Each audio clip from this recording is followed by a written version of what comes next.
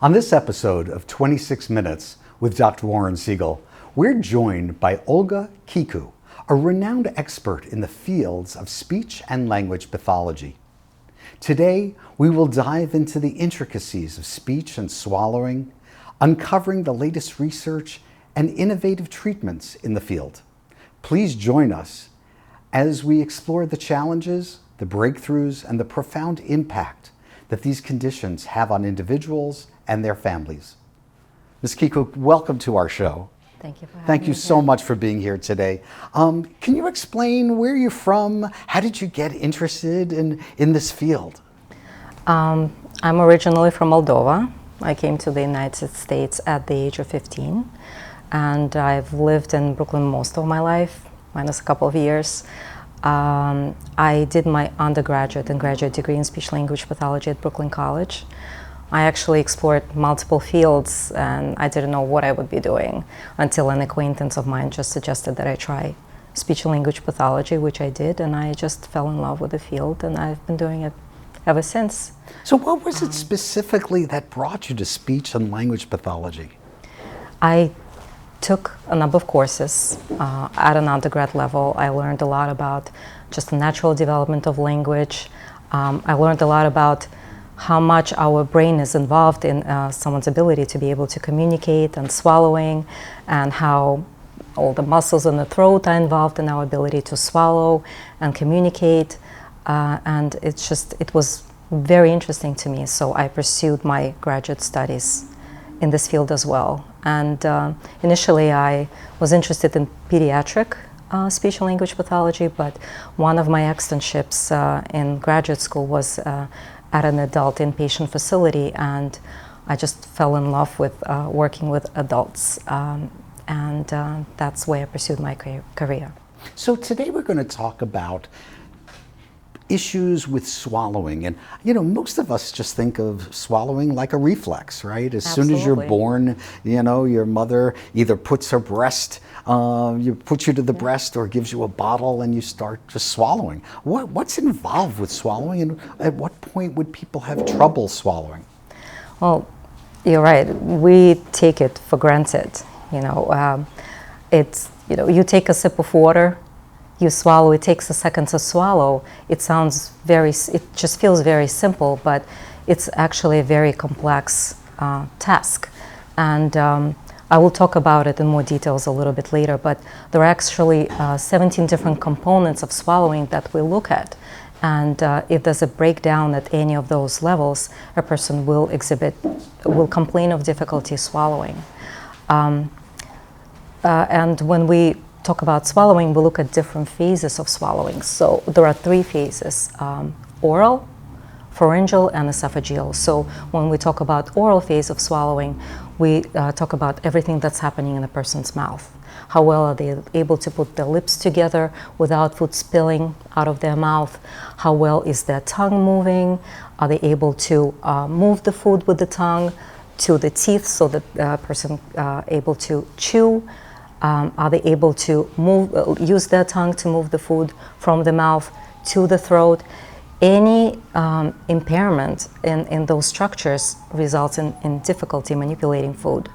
And it can even result if the tongue muscles, let's say, are weak, and the tongue is not able to hold something like liquids in the mouth until a person is able to swallow. The liquids can spill straight into the throat and into the airway, which will result in aspiration, which we'll talk about in a little more details. So these are the things called dysphagia, right? Yes. Can you explain? So dysphagia, is that a diagnosis? It's a medical problem? term used for swallowing difficulty. So let's say a person is experiencing difficulty swallowing, they feel when they swallow, let's say they're coughing, or their throat clearing a lot, or they may come to us with a complaint that food or liquids are getting stuck in their throat, or they may complain that they feel that after they swallow, food gets stuck in their chest. So anyone who experiences this kind of symptoms may have dysphagia, and it's a speech pathologist's job to do a comprehensive evaluation to determine exactly where the breakdown occurs and then based on what we see, we provide treatment, or we refer a patient to the right discipline, because some of the things that we find on our exam may not be within our scope of practice. So that's interesting. Coughing, I feel like food is getting stuck. I'm having trouble swallowing. It's the last person I would think of would be speech and language. When I think of speech and language, I think of difficulty speaking, or So is this a specialty? It's our that specialty. Somebody who is trained in speech and language specializes in, or is it just one comprehensive field that you do a little of everything? Well, dysphagia is one of the disorders that the speech pathologist treats, and depending on the setting where you work, you're exposed to working with patients with dysphagia more or less. So because of where I work in a hospital setting, we do get more patients that have swallowing difficulty. And it's a relatively new field for speech pathologists. Back when I was in college, dysphagia was an elective, and I had to go to Rusk Institute to take a course in dysphagia, and now it's a mandatory course in every graduate program. So this is really interesting. Are there specific diseases that you deal with, or specific patient populations that are more likely to have dysphagia? The number of diseases is multiple. I can give you an example of some that we have, that we encounter the most. For example, someone who had a stroke, depending on the part of the brain that was affected, if that center is somehow responsible for someone's swallowing ability, it will affect how they're able to eat and swallow. So it may be that they have difficulty initiating a swallow. So they put the food in the mouth, they try to swallow, and they can't, nothing is happening. Or it can be that the muscles that are responsible in someone's ability to swallow are weak after the stroke. So we need to work on strengthening those muscles with therapy. Another example of population we work with is someone with history of head and neck cancer. Someone with a brain tumor may have difficulty swallowing. If let's say someone had a tumor on the tongue or in the throat, if that tumor is removed, muscles of the tongue, of the throat may also get affected. Also, if a person needs radiation therapy, radiation does not just kill cancer cells, it also affects the muscles. So the long-term effect of radiation therapy can be scarring of the tissue, scarring of the muscles that are involved in the swallowing function. So in the long, it could be years after radiation therapy, and a person may still be experiencing difficulty swallowing. Patients with Parkinson's disease, both oral phase of swallow that I mentioned to you, and also pharyngeal, things that happen in the throat, both phases of swallow may be affected. So a person may have trouble initiating a swallow, like moving the food from the mouth to the throat. The muscles may be weak as well. So again, it's our job to evaluate these patients, see exactly where the breakdown occurs, and address those deficits that we see in therapy. So it doesn't sound like you're the kind of person as part of my medical team that I would see initially. It sounds like if I had a specific problem, my primary care doctor might refer me to you for an evaluation. What would that evaluation entail? What do you do the first time you're seeing a patient to figure out what's causing their dysphagia? So first, of course, we take comprehensive medical history to see, did the person have a stroke? Do they have history of let's say respiratory failure, which, let's say if a person cannot breathe on their own and they require intubation where a machine does breathing for them, that prolonged intubation can result in difficulty swallowing. So it's important for us to take comprehensive history to see what is it in their medical history that could lead us towards figuring out what is causing the swallowing deficits. We also want to know about the symptoms, the specific symptoms that they're experiencing. Are liquids spilling out of their mouth? Are they having trouble manipulating food with their tongue? Do they feel like after they swallowed food or liquids remain in the mouth or in the throat after they swallow? They may say something is stuck there. I don't know what it is. They may experience coughing or throat clearing. Some patients may even get frequent pneumonias as a result of difficulty swallowing, because one of the things that happens if somebody has difficulty swallowing. A person may not be able to protect their airway. All these structures in the throat that are supposed to work together to protect the airway from the top, from the sides during the swallow, they may not work as well as they should to protect the airway. And then food and liquids end up going into the airway, and that is called aspiration. And someone who aspirates on food or liquids, if they're not able to clear it, let's say they have a weak cough, or they have decreased sensory awareness that they are not even feeling that something is going into their airway. By gravity, this foreign material will end up going deeper into their airway, into the lungs, and a person may develop aspiration pneumonia. So someone who comes to us, or let's say in a hospital, we get a referral to someone who has history of recurrent pneumonias. That could be one of the reasons. So we'll get referrals, and doctors will ask us to evaluate further to see, could it be aspiration pneumonia? Wow, so it sounds like you spend a lot of time in the hospital taking care of patients, probably in the intensive care unit. Is that fair to say? Yes, yes. So you're taking care of the sickest amongst us. Do you see patients who are not so sick that they're in the hospital? They're at home? Yes, absolutely. And come in? Yes. And is it the same kinds of inpatients things? and outpatients? It's different. And one of the things that we, like during our initial evaluation that we assess is patient's respiratory status. So in the critical care setting, patients have more unstable respiratory status, which results in decreased coordination between breathing and swallowing. So that can affect someone's ability to swallow. Patients who come to us on an outpatient basis are usually more stable, but they still may have history of prolonged intubation, strokes. So we take the history, we take note of their symptoms, and after that, a speech pathologist would do a comprehensive exam of their oral structures to see if there's any asymmetry, if there's any weakness, if there's any decreased awareness, sensory awareness. And if we decide that a person is stable for us to proceed with food trials, then we'll try different food and liquid consistencies to see how they're able to swallow. Are they coughing? Are they throat clearing? Are they getting a wet, gurgly voice after they swallow? Do they complain of food getting stuck? Based on what we see and based on what the patient observes, will determine what should be the next steps after our initial evaluation. So you're going to get a history. You're going to hear about my medical history, and you're actually going to watch me eat? You're going to watch me drink? Yes. That's really interesting. Yeah, I know. Some patients feel very weird because I have to tell them, okay, after you chew your food, before you swallow, show me how well you chewed. And that makes some people feel uncomfortable. Yes, I never had to show anyone chewed up food.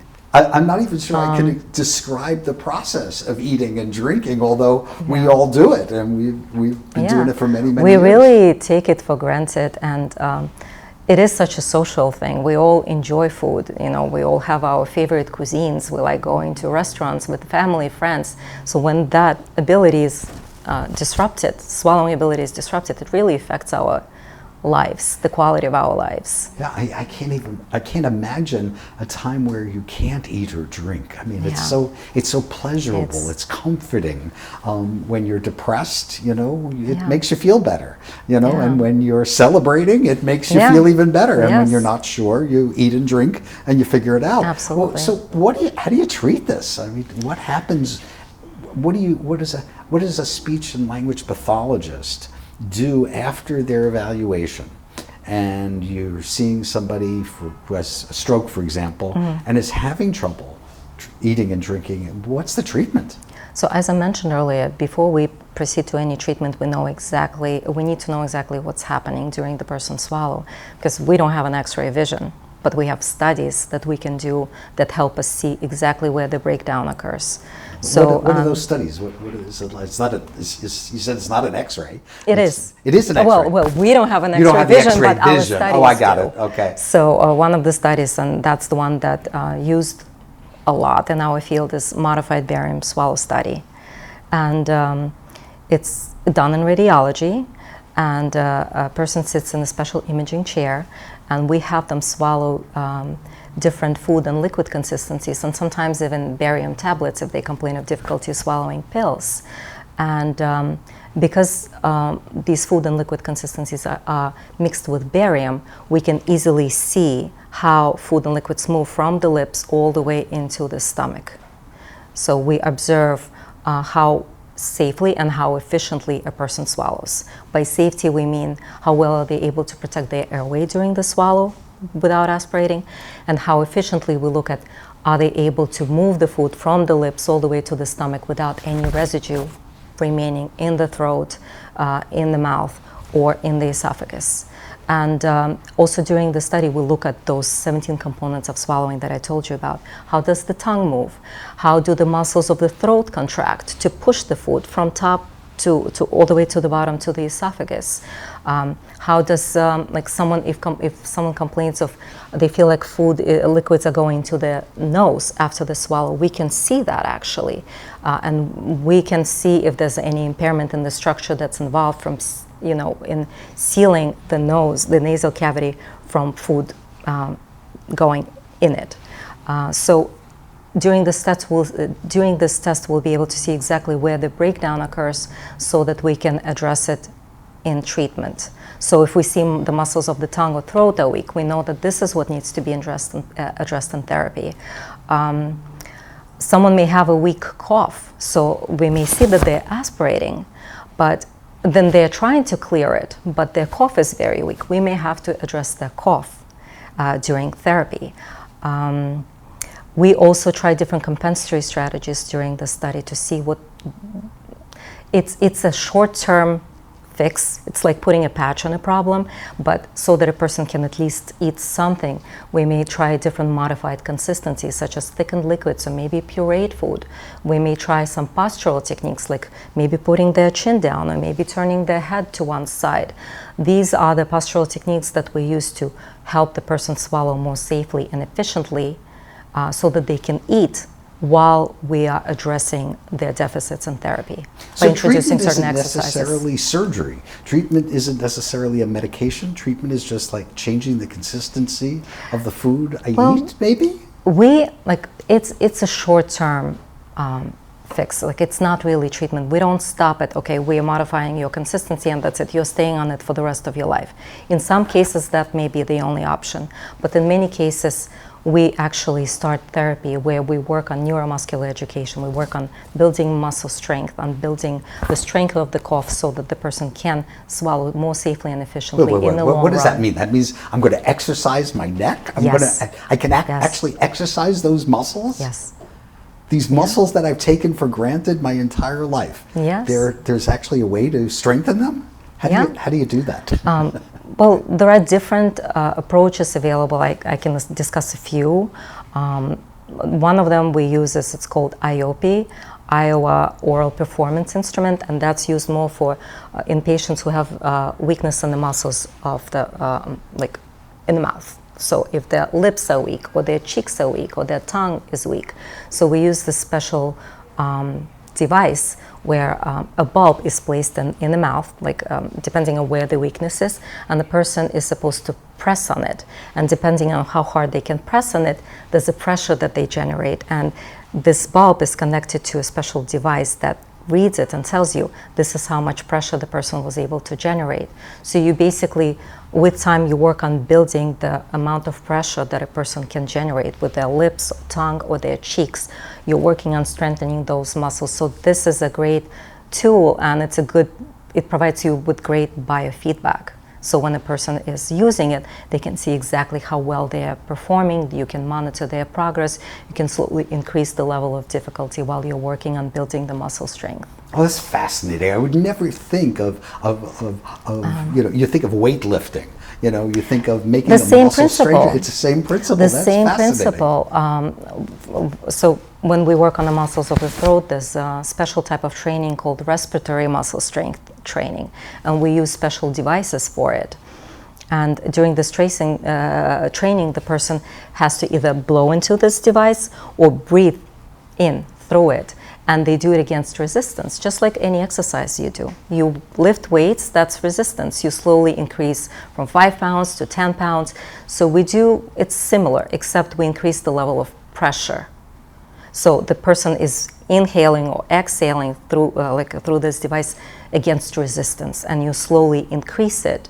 And by increasing it, you are building the muscle strength, and that's how you also monitor patients' progress. What a fascinating field of medicine that we don't talk much about, but it does sound like you're a very important part of a big team, particularly for our sickest patients. Who else do you work closely with? Obviously, physicians and nurses, but are there other specialties that you partner with to work with very closely? Definitely, like treating physicians and nurses, we always discuss our evaluation results and recommendations. There are other disciplines, depending on what we find on our study, we may refer to. So during modified barium swallow study, let's say if we see that a person is having issues in the esophagus, and they may complain during the initial evaluation, we feel like something is getting stuck here or coming back up.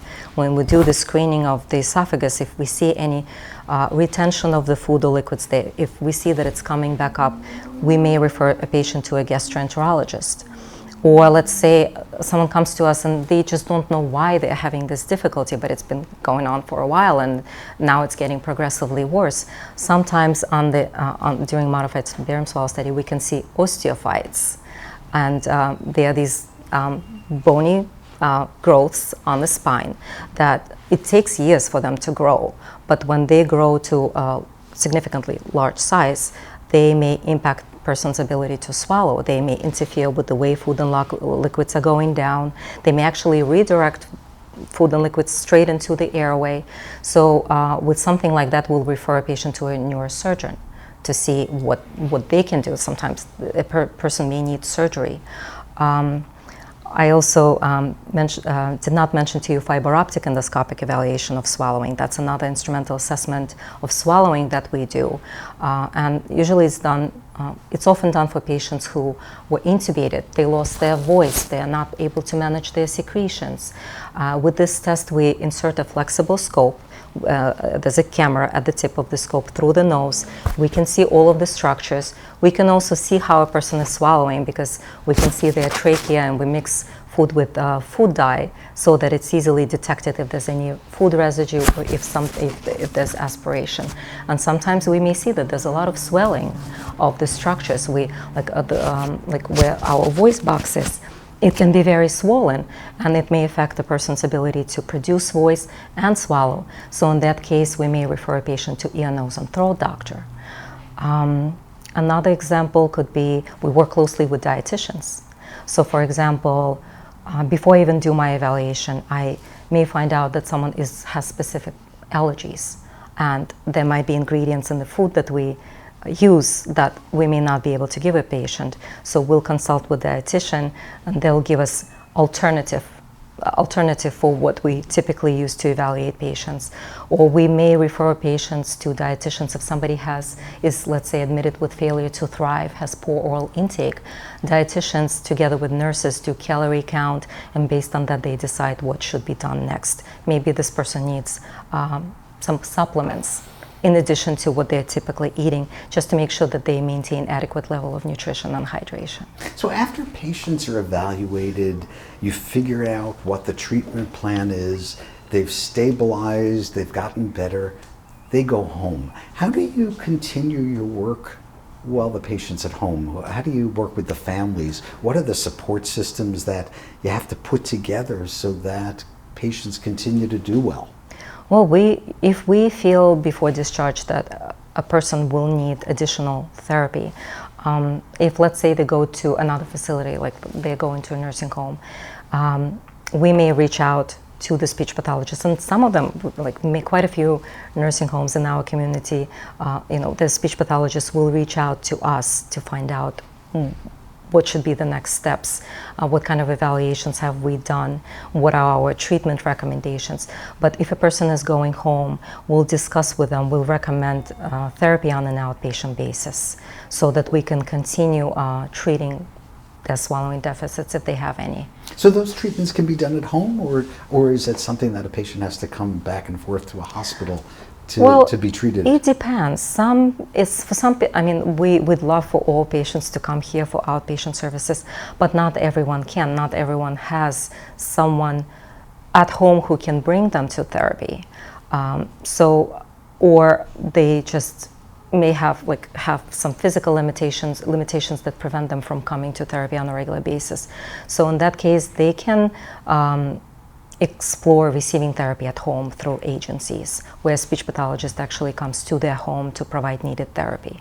But if needed, one thing that cannot be done at home is those instrumental studies that I told you about, modified barium swallow study, fiber optic endoscopic evaluation of swallowing. So a person can receive therapy at home, but to monitor their progress, to really see if the therapy is working, at some point, and usually about 6 to 8 weeks after therapy, we'd like to reevaluate a patient to assess for progress. So we'll repeat modified barium swallow study or fiber optic endoscopic evaluation to swallowing to assess for progress. What a fascinating part of medicine that, again, a part of our bodies that you just take for granted. You Absolutely. just assume that when I go out to dinner, I'm going to be able to enjoy my food and enjoy everything I'm drinking. And I'm not surprised that you were drawn to just such a fascinating field. Thank you so much for being here today. My pleasure. And that brings us to the end of our program. We thank you for tuning in and learning alongside of us. For more information about our show, please call 718-510-2103 or visit www.zormed.com. Stay updated and engaged with South Brooklyn Health by visiting us online at www.nychealthandhospitals.org, Brooklyn-Health. This broadcast was brought to you by Brick Media in partnership with South Brooklyn Health. Stay healthy and stay well.